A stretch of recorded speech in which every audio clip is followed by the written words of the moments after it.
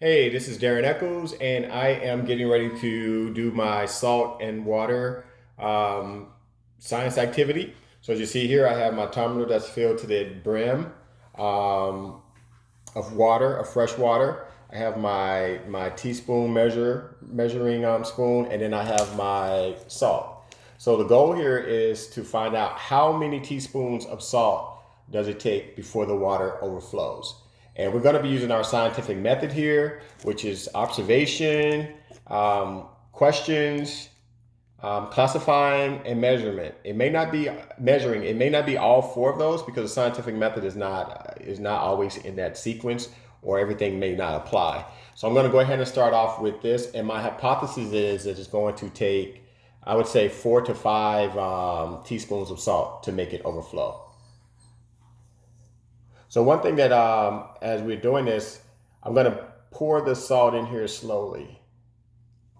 But as we talked about science in a prior video, science is an empirical subject, meaning that it's data driven and factual data.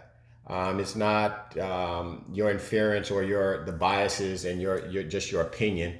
It's stuff that's proven through observation and asking questions. So the question for this activity was, how many teaspoons of salt will it take for for the water to start overrunning? So this is the second one, and I'm slowly putting it in. And as of right now, nothing is happening. So we're paying attention by observation.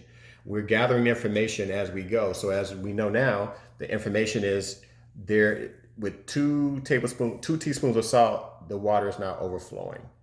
Okay, so I'm going to analyze this and give. I'm thinking that the water is not overflowing yet because salt water is dense, and fresh water is not.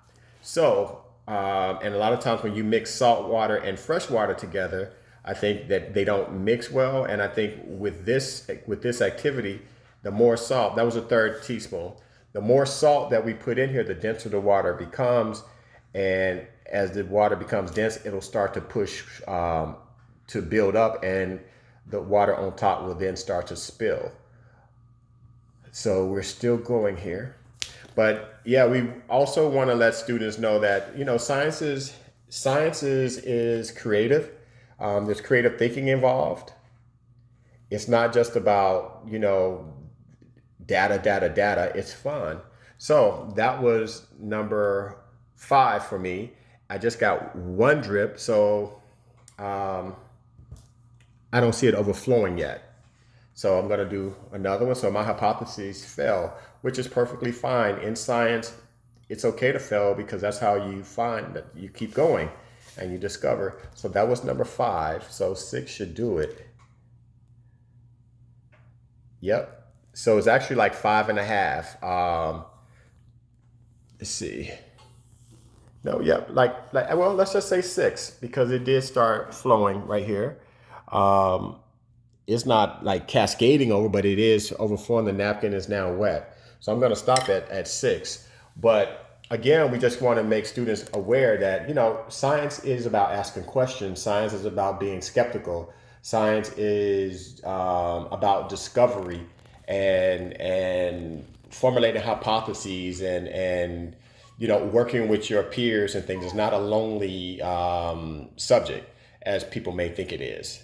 But again, um, my my um, my findings is that it took 6 teaspoons of salt to make the water start to overflow. Thank you.